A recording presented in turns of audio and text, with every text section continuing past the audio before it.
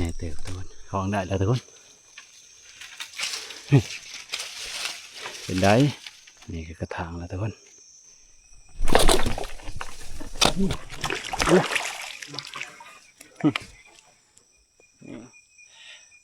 แต้มที่3ทุกคน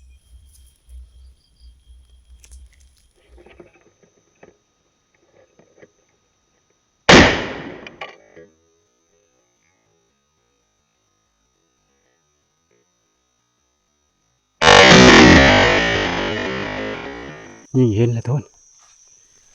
โอ้ถึกเก็บแล้วถึกเก็บแล้ว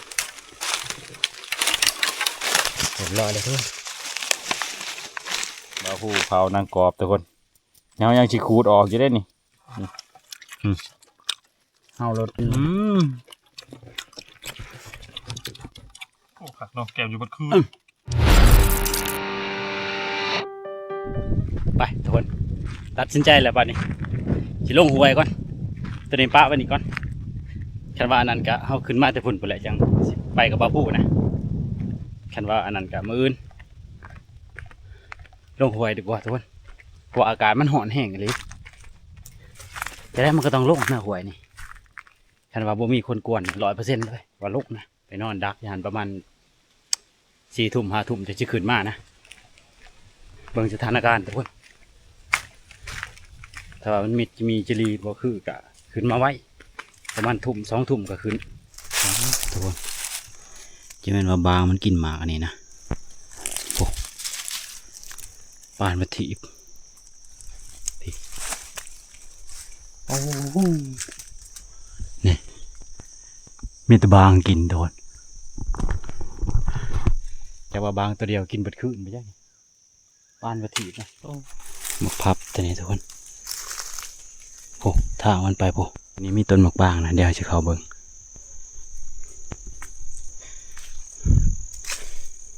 โอ้เจ้านี่เบิ่งตัวจะเป็นหมากเวอร์จะเป็นอีหยังเขาหอยแตกถีบ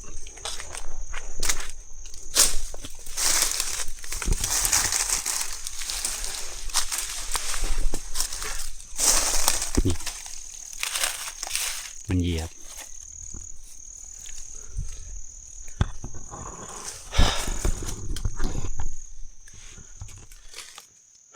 สงสัยว่าเวอร์นะทุกคนกับหมิ่นกับฮอนเดี๋ยวมาแรงเขาผ่านมาในนี้เขาจะมาเบิ่งสวรรค์เบิดแล้วหมักผับมันเลือกบลายนะนี่มันเลือกในดินเอาเลาะมาต้นแต่นี่ไม่มีต้นอะไรมากเลยเหลือต้นเดียวอยู่นี่นะปีกายนี่ดกขนาดต้นนี้เดี๋ยวจะลงไปเบิ่ง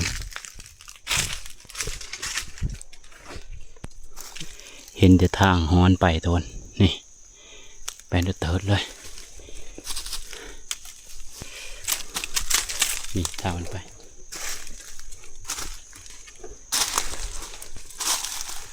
ต้นนี้ก็บ่มากต้นโอ้ไก่ป่าต้นนี่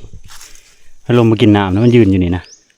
พูนเขาอยู่พูนเขาเลยบ่ยิงแต่มันไกลเกินไปนะยิงกับมันบ่ถึกนะนี่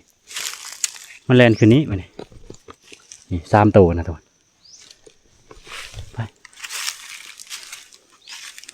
มีแต่ไก่นะลงเป็นไก่ขัวทุกคนไก่แม่2 ตัวไก่ผูตัวเดียวนะเขี่ยกินเซยมันก็ไกลเกินไปนะทุกคนเอาไปยิงดีกว่ายิงกันมันถืออย่ามันแตกตื่นนะแถวนี้ผมมีหาดทรายทุกคนปุ๊บว่างอยู่ทึ่งปุ๊บแถวนั้นแล้วเบอร์มันจะลงแถวนี้มันบ่ลงนะพิษไก่ลงเบิ่งหอยเละทุกคนนี่มันลากหางนี่หอยมันใหญ่มันไปนี่เลยโอ้ไบกเบิดแล้วทุกคนเขาอยากขึ้นเบิ่งน้ำค่ำอยู่นี่นะตอนเราไปก็มีทุกคนที่บอลเขาใส่กับนวายทุกคนห้องตัวนี้นะอยู่ถึงมาแล้วจริงๆขึ้นไปเบิ่งนะขึ้นไปเบิ่งห้องตัวนี้ก่อนบ่เห็นมันลงทุกคน เ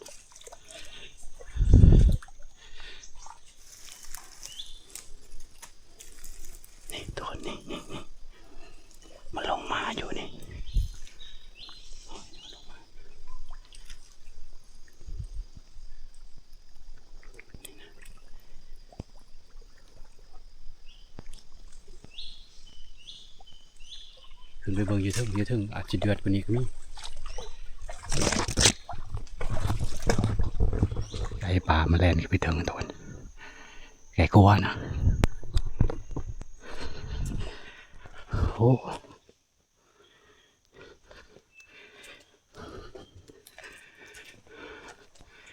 เขาจะอยู่นี่นี่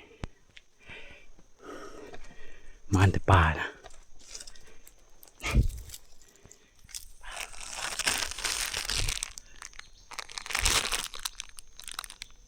อย่าง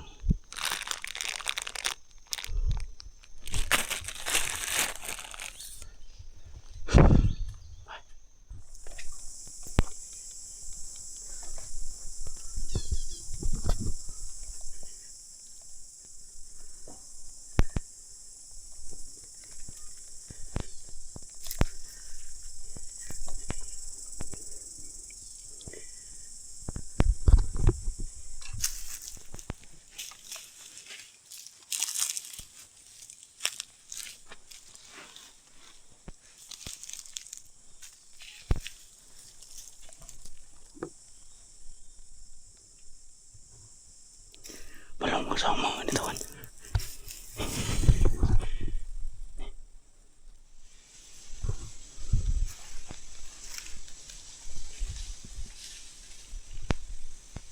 กระถางทุกคนไม่ได้กระถางนะเดินขึ้นต้นไม้เอาดิต่อทำแขนกระถางไม่ได้ปล่อยมันขึ้นนั่นแหละมันลงเมื่อคืนนี่ทุกคนตัวนี้นี่มันลงเมื่อคืนนี่รถนี่ชาบันผูกโอ้กันทุกคนหันผูกโอ้แต่นี่นะเดี๋ยวรอขึ้นเบิ่งอีกจะหน่อยเสือไปพาไปนี่แถวนี้น่าจะมีต้นมะพร้าวนะ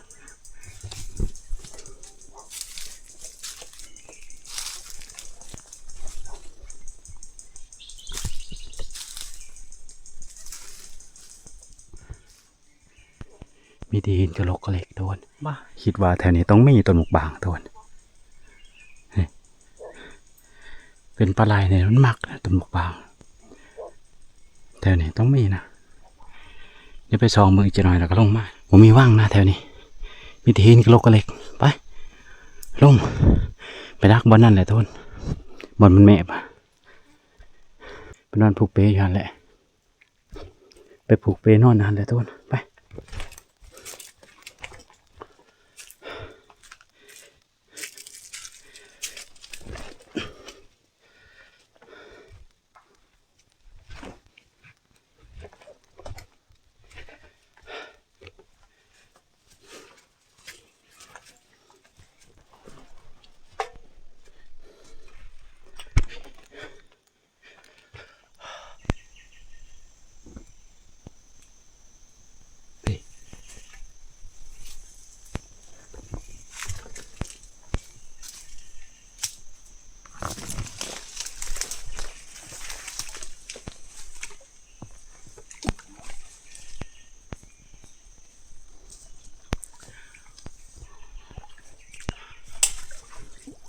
เบิ่งห้อยคน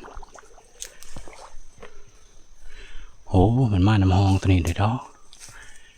นี่ฮะผ่านโพโทนฮะโพ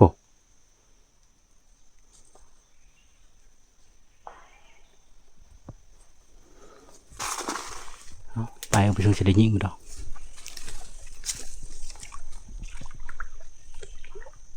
ไม่มีบนผูกอู่เลยทุกคนไม่ตีต้นนี้ต้นเดียวนะผูกนี่เส้นนี่โอ้เธอมันอยู่หัวนี่ก็เบิ่งบ่เห็นเลยเด้เอาไปขึ้นต้นนี้แหละผูกแล้วละคางหนึ่งทุกคนย่างคางนี้นะไปขึ้นเลยขึ้นต้นนี้เอาหรอวะนอนเนี่ยมันแนวหนึ่งก็แนวหนึ่งหรอวะมินฮอนบ่มาบ่ขึ้นมาแล้วทุกคน จะแม่นมันเมื่อยนะหอนก็หอนเอาก็หอนก็โอ้มันถ่วงในนี่หันมันบ่ได้ไปนะคนมาอยู่บนเก่านะจอไปได้ยิ่งนี่ทันมาตอนนี้ก็สิเห็นอยู่หรอกตัวทันมาตะเวนทันคำเนี่ยยันไม่อยากเห็นไปได้เลยนี่มันบังนะเอาทันรุ่นกันทุกคนว่าที่มียังมานะแต่ว่ามาเขตนี่สัตว์ป่ามันร้ายแน่นะทุกคนพวกมินพวกฮอนพวกเห็นแต่ว่าคนเนี่ยเลาะเลยแต่เนี่ยบริคาดแต่นี่5 ปุ่นก็10 ไปเมตรเถอะทุกคนระยะพอดียิ่งนะมันชุดอย่างนี้มันไปบ่เป็นมันก็คืนนี้นี่คันว่ามันเลาะมาแต่พุ่นนะพยายามแต่มันลงมาตามห้องหน่อยตัวนี้นี่มันเลาะมานี้ถ้ามันไปอยู่ซึ่งเฮืองๆหันมันจะตามกินก่อน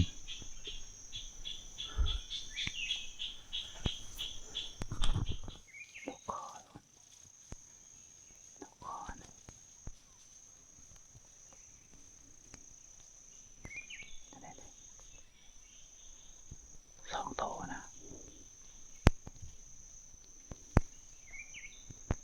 นกคอเสียงยางอยู่ฝั่งนั้นโดนยันแม่นไก่ป่านะบนยางอยู่ทางนั้น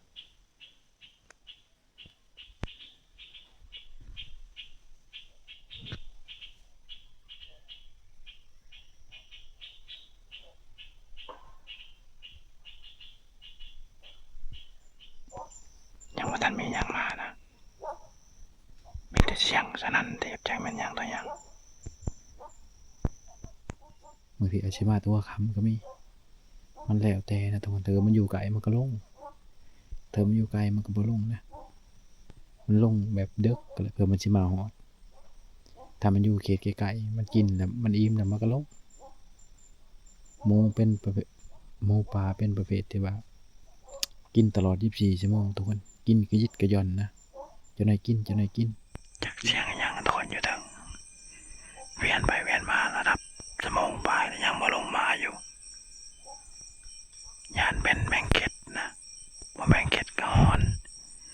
แล่นกันไปแล่นกันมาอยู่ไปทุกคนลงมานี่ลงไปยิงเอาฮอนตะกี้ก็ดีแล้วนะมันแล่นอย่าพูดลึกแล่นไปแล่นมานานเขาว่าไปอยากลงนะทุกคนยานบอกเวอร์มานะพอมันอยู่ถึงแล่นก็ไปก็มานะแล้วมันไปกัดอันนั้นก่อนใหม่แกดเดี๋ยวลงเนี่ยจะลองไปนำเบิงตัวฮอนตัวเดียวนะทีมงานก็จะ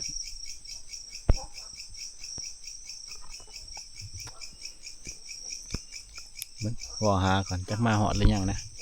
เพราะว่าเขาป้าวอไว้นะหันตัวเขาเอาตัวนี้มานะจะได้มาหอดบอลแล้วบ่ทันมาหอดเขาก็เปิดเองแล้วมั้ง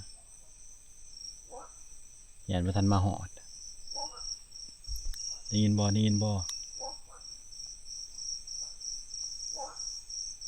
มีดประทันมาหอดตัวไปลงเขานี่กระถางแต่ละนอนอาหารอะไรโหจะได้มาเขาจะชิยิงเอานะเดี๋ยวขึ้นไปยังอยู่เทิงก่อนตัวมันแลนขึ้นวังเว้นนี่นอนอาหาร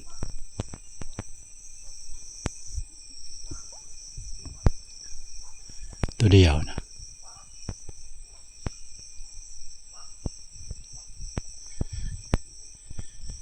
ชี้จาดขนาด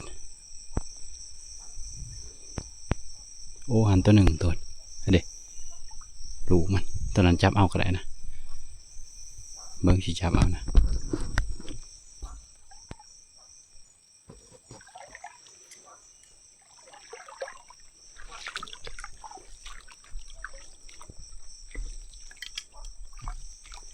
นี่เอาดักอยู่นี่เจ้ามันมานอนยามใด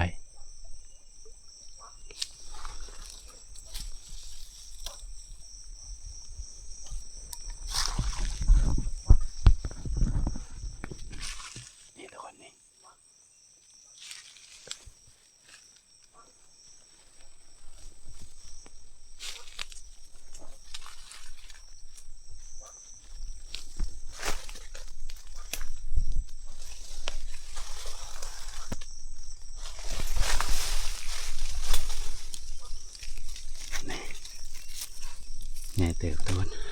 นี่ตัวนี้ว่าตัวแลนบางแรกนี่ขานี่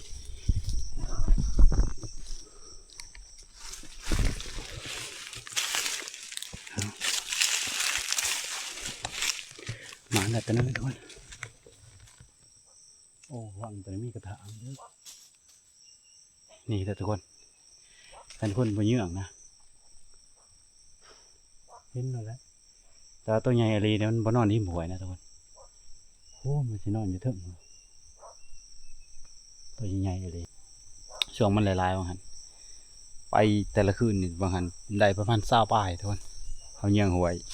ที่ว่าเขานอนกับมีอ่านเดี๋ยวนี้มันเบิดแล้ว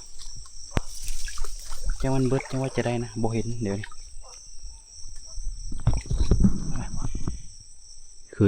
คือจังสีมันก็นอนอยู่ทึ่งบ่ได้ตัวพวก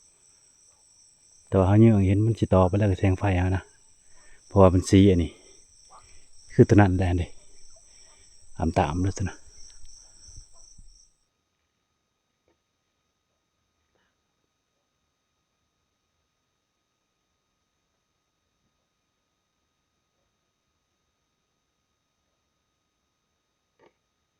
เดี๋ยวจะขึ้นไปเยื่องอยู่ทึ่งนี่นะอย่าวังตัวนะคือสิมีอยู่เราคิดว่าวังแรกนี่ได้ยินบอลนี่ขานาชิเมนกระถางอะไรทุกคนงูอันนี้มาโคบห่องูอองน้ำเต็บแล้วมันเด็ดเช็ดจุเลือดออกเลยงูตัวนี้มีผิดบ่ไม่ได้เหยียบมันจะมาสวบเลย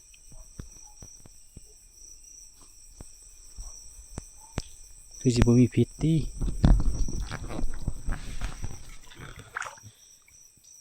มอตะเบิงกระถางไม่ใช่ไปเหยียบมันอะไรทุกคนมันอยู่ในใบตองนะขอโทษหลายๆเด้อนี่2 เถื่อมันสวบเลยนี่เลือดออกเจ็บเลยนี่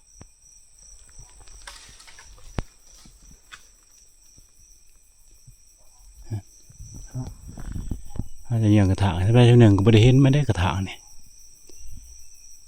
นอนตัวหลักๆมันนอนหลีนะมันลัดเบิ่งฮอนอยู่นี่ก็มิดนะมันได้ยินเสียงมัน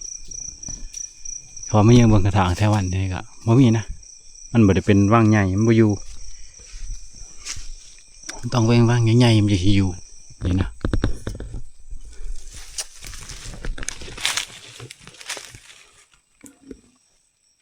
ห้องบ่อยากยิ่งนะตอนเดี๋ยวไปเอาเสือมาขอเอาดีกว่าได้ก็เอาบ่ได้ก็ยานะเอาเฮ็ดแล้วทุกคนเบิ่งป่าวันสิได้บอกเบิ่งกันเอาใหม่มาเทิงดีจักมีโดดก่อนเลย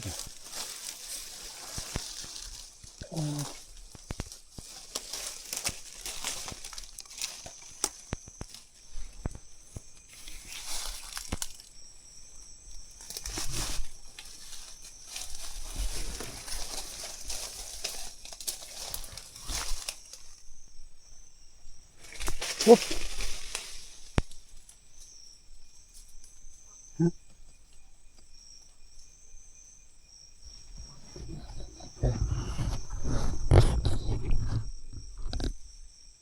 ท่านดูทุนแห่ขนาด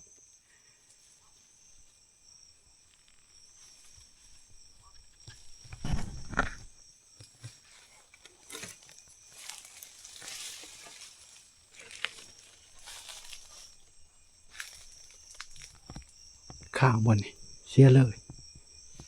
ของได้แล้วทุกคนเป็นได้แห่ขนาดตะมิดโดดดง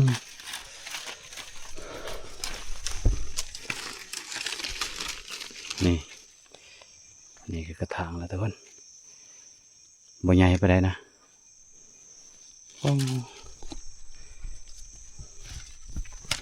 เอานี่ตัวหนึ่งชิเมนบนหนีไปจักมันโดดมาขะอยู่นี่นั่งดีแล้วมันโดดเลยนะ นี่ทุกคนตัวที่เลนขึ้นบางเว้นนั่นเลยนี่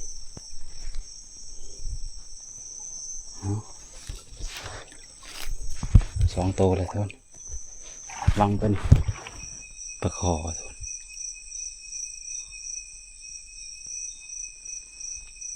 เจอเลย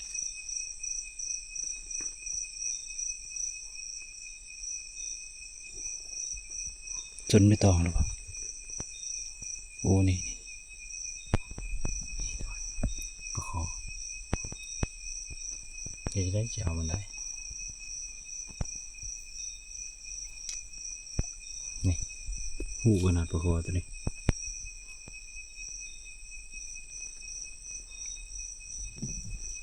โอ้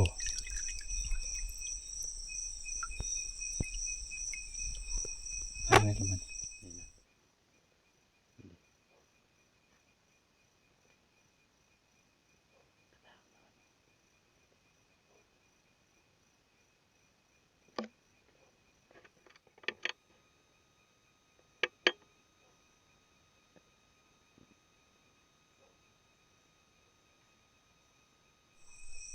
กระถางนะตัวหนึ่งกันดิ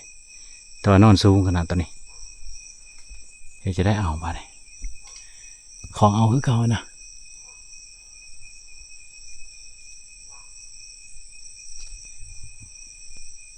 นอนสูงอะไรพวก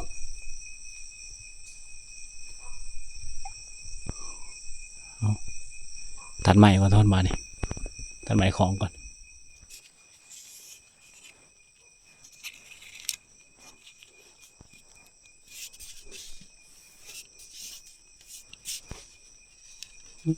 โดดเลยพี่จักอ๋อเขาเรียกว่าโดดเลย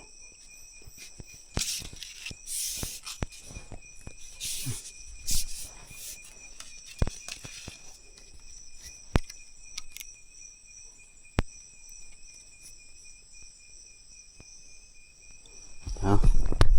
ขึ้นกันทวน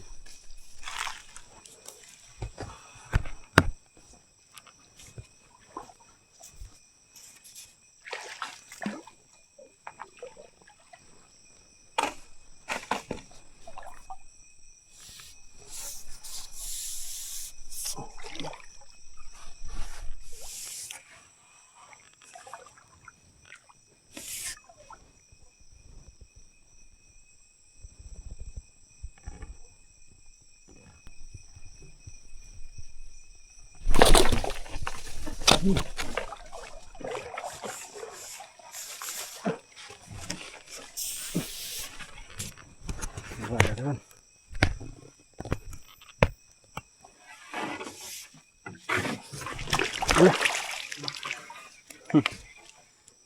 นี่เรียบร้อยนะ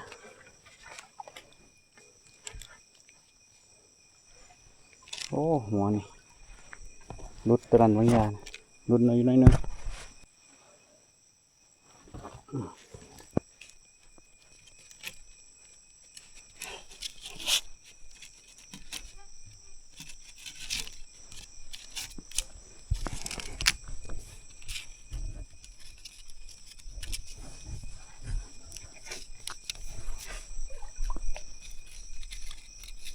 ยี่ติมีเสือตัวนี้มานำ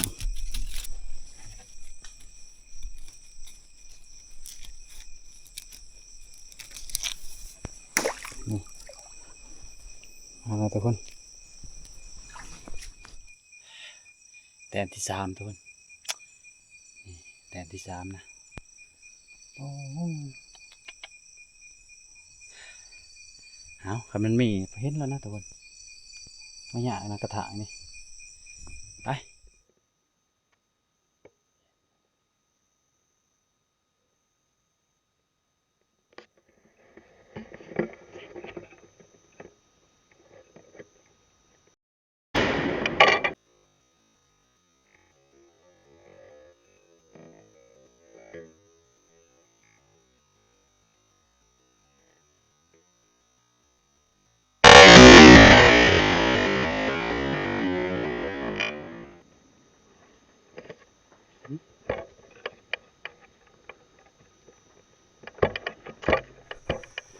นี่เห็นแล้วทุกคน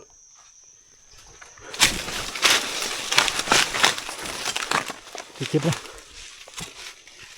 ลูกมันนะ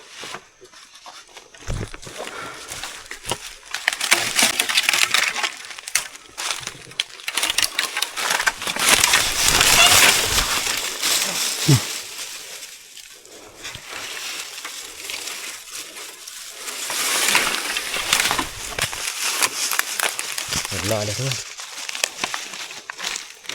คิดว่าตาลิงล่มทุกคนเพราะว่ามันแมบอยู่นะทุกคนมันคดอยู่เห็นแต่ตามันก็เลยจอบมาเองเบิ่งยิงเกลือมันบุถือนะถืออันนั้นมาถือคาลังมันลูกปีกายนี่ทุกคนกำลังสิขึ้นบ่าวนะเอามาแล้วทุกคนมาแล้วมาประเดี๋ยวนี่มาแล้วทีทุกคนเชื่อมันบ่ได้มันทุกคนดิมนบ่ไปนะมันได้ยินเขามามันแลนขึ้นทุกคนข้าเขาเรียวเบิ่งมาบนะมันเลาะหัว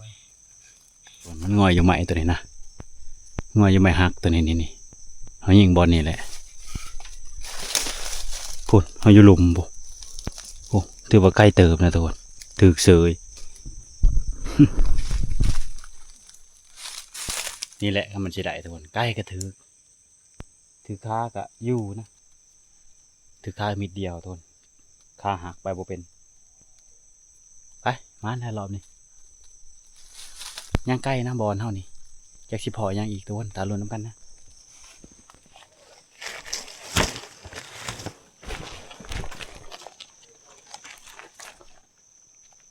เกือบจะปลดไว้ใช่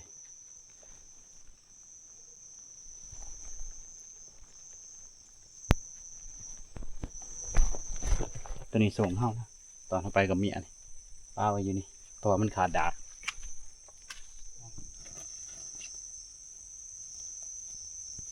เอากระเป๋าหน่อยตัวนี้แหละมาเลยกระเป๋าตัวนี้มัน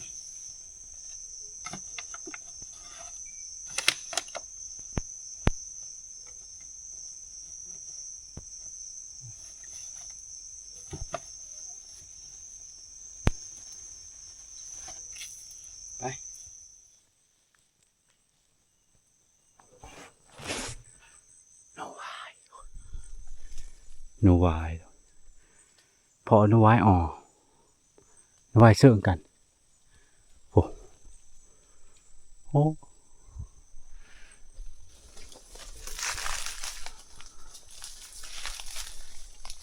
โอ้เปิดทำเต็มผลเลยโอ้อยู่บนตัวหนึ่ง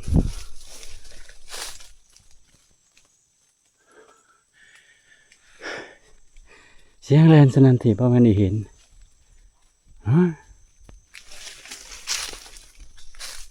เมื่อยเลยทนนั่งพักผ่อนก่อนเพื่อชีวิตพักผู้เนี่ยพ่อแห้งยางขึ้นแต่หวยนี่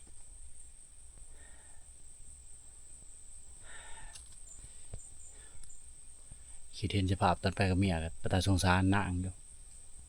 ตอนนั้นมาน้ำพัวนะโอ้ทีมงานนี่ว่าหากระมิด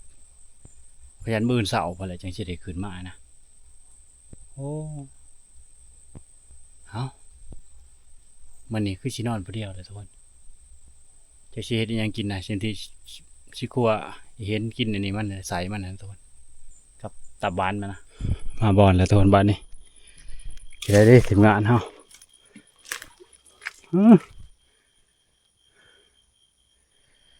เพียบแต่ไม่เห็นคนนะโอ้ใครได้จับกบจับเขียบเห็นได้เด้โอ้มีพระอยู่บอลเลยอะไรนั่งกินเด้คิดว่าชิบมานะโอ้มาเสยโดนถือว่ามาไหวเติบเด้นี่เอา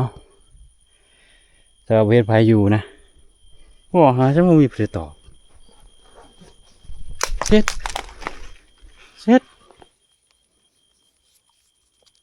เด็ก Power on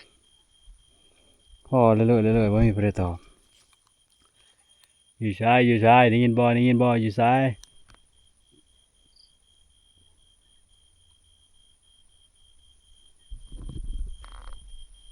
ไม่ไพ่ได้ถือว่าเขาป้าแบบนี้นะเพราะว่าเขาอยากให้ป้าไว้ให้แบบว่ามาเลยให้ว่าบอกเขานะ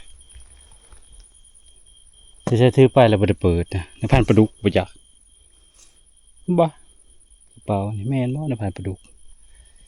เอาไปได้จองไว้เลยข้อเทศได้ยินบ่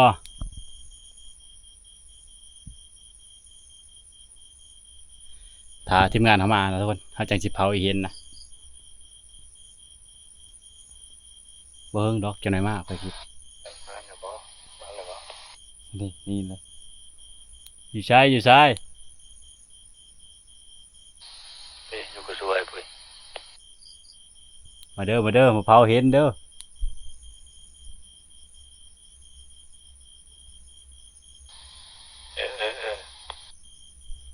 ตรงเงาอยู่ก็สวยทุกคนเอาเดี๋ยวหาฟืนก่อนทุกคนฟืนบ่มีเลยพูดฟืนก็อึดทั้งผลต้องไปเอาอยู่ผลเพราะว่าไผ่ไหม้ป่ามันเบิดทุกคนจนบ่มีฟืนนะกระถางตันออกแล้วพวกไปเลย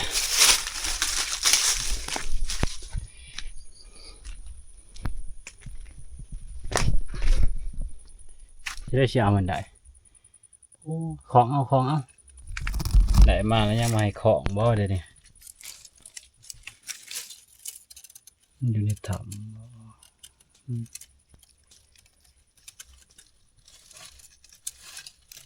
อะไรมันคือครบใช่เช็ด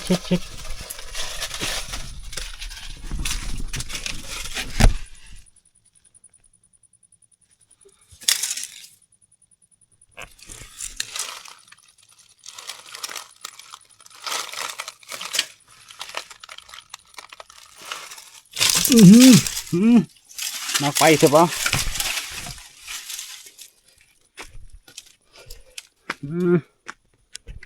ได้ล่ะใส่เวลาโดนเติบอีกผลงานฮะเห็น1 ตัว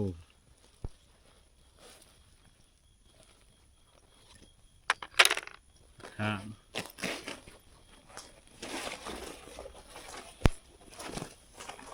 3 ตัวโอ้ออกสีดำนะ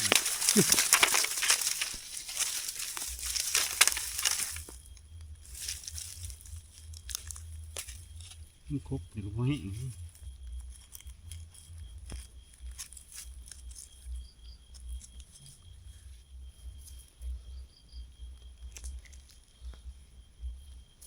ผลงานหาทุกคน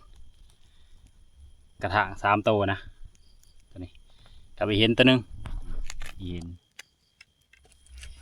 พอดีเบาแหวงนะนี่คนมันหางมันก็โอ้ยไป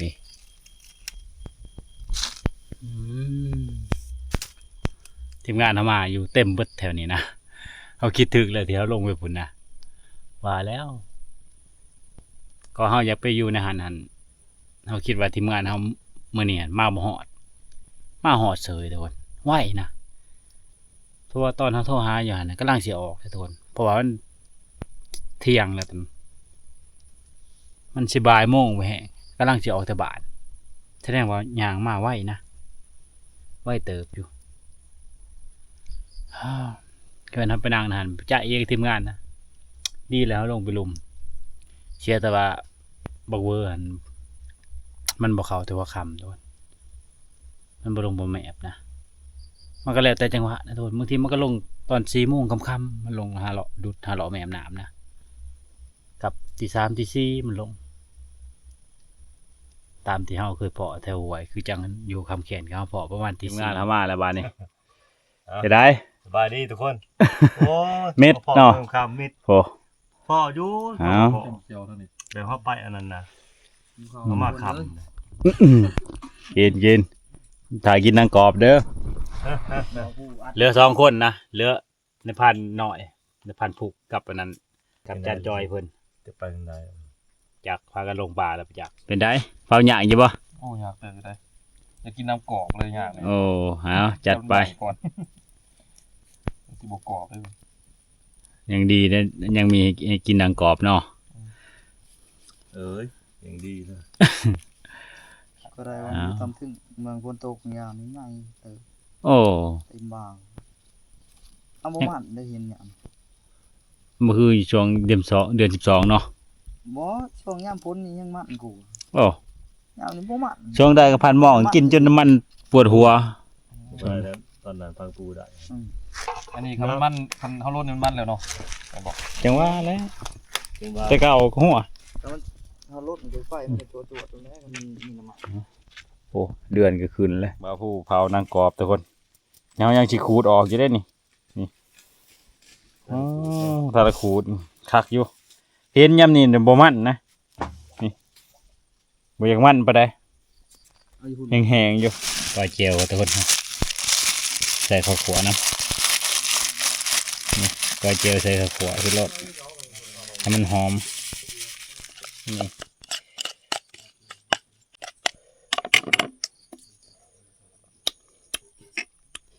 จูตับหวานบ่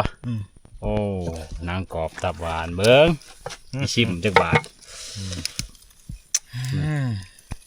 มาทุกคนมา อืม นั่งกอบหัวตับได้ นางกรอบข้าวตับเอา คักเนาะ เอาพี่น้องมาโอ้คักเอามา ได้ป่ะทุน เอาแม่เอาเบิ้งบ่พูดนี่ลองเบิ้ง พร้อมเลย นี่ สีฟ้าชิมตัวปีกกูแล้ว อันนี้ก็ชิมจะหน่อยถ้าตัวมันสุกตัวบ่พูปิง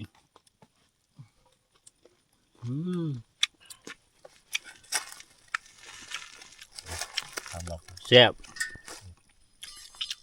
เห็นเนี่ยตลอดการยำดากระแซ่บเนาะมันกรอบ ผสมผสานเนาะน้ำแน่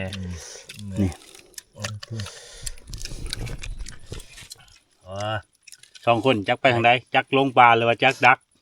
หรือว่าจักนอนแม่งพันหูเที่ยงคืนเลยตอนเนี้ย โอ้กรอบคักเนาะ เป่ามือหากระมิด โอ้ไปผู้เดียวเดี๋ยวรีบๆเลยมานเนาะ หวาน โอ้ ท้องผม มือนี้เอาอีกมือ จัดบหยุดเลยผมก็นี่2 มือเรียนติดเอ้า เอามาจัดกระตุ้นคนเดียว ต่างมาแล้วเปิดไปบอกไปน้ำกันครับให้เพิ่นเนี้ย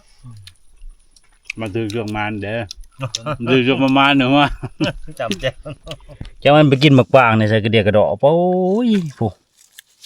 เต็มท้องเต็มใส่มันจะว่ามักย่างบ่จัก นายบางย่างเลยจ้า น่ามักย่างได้นี่ ย่างบ่ นี่ นาวย่างนาวย่าง น่ามักย่าง นายบางย่างนายบางปางนายบางย่าง แมนน่ามักย่างคิดว่าหมักปางบ้าหมักปางมันต้องใหญ่นะหน่วยเนาะ นายบางย่าง กินน้ำมักย่างนี่ หมดเลย เนาคักเนาะ มีแต่แนวคักนะ นี่จะได้กระแส เบิ้งอย่าอยู่เด้อ จะบอกว่าคลองแสบไปแค่กระแส บ้าจะนอนพาลอยเด้อเนาะ นี่ห่าง เพิ่นบ่ค่อยมักดอกแนวนี้เพิ่นมักอันนั้น ลองตัวใด น้ำใสเพิ่นแล้วเพิ่นมัก น้ำหอมบ่ สิลองในพาลอยเด้ตับหวานพอเราเอ้ย ไม่ใช่ดิ ทำไมเนี่ยทุกเลยเนี่ย พอหรือเปล่า ดีก่อน ตอนเกรงใจเลยเนี่ย เห็นไหม ไปก็บ่เอา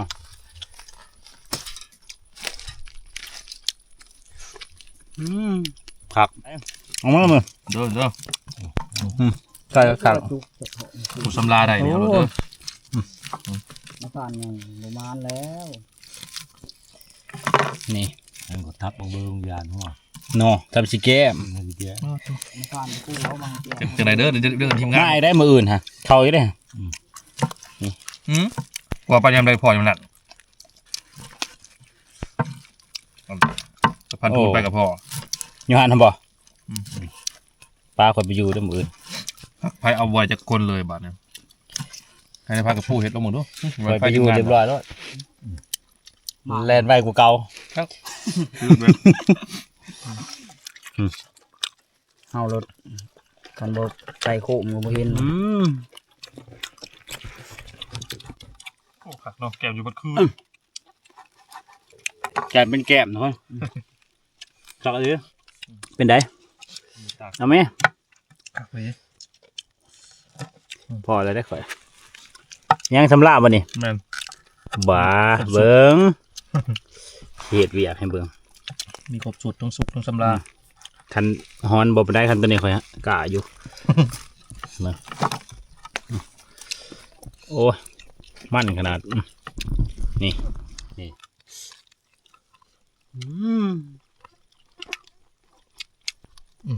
กินจนแบบว่าเบิ่นเช้าแบบจนบ่อยากหาหยังแล้วนะมันเต็มแม็กเด้มันหิวไปแล้วจึงไปโอ้เนาะยังปีงบ่ถอยอยู่เอานี่เฮาก็สิพักผ่อนก็ทนบัดนี้มื้อเช้าจึงว่ากันนี่ได้บัดนี้โมบกัน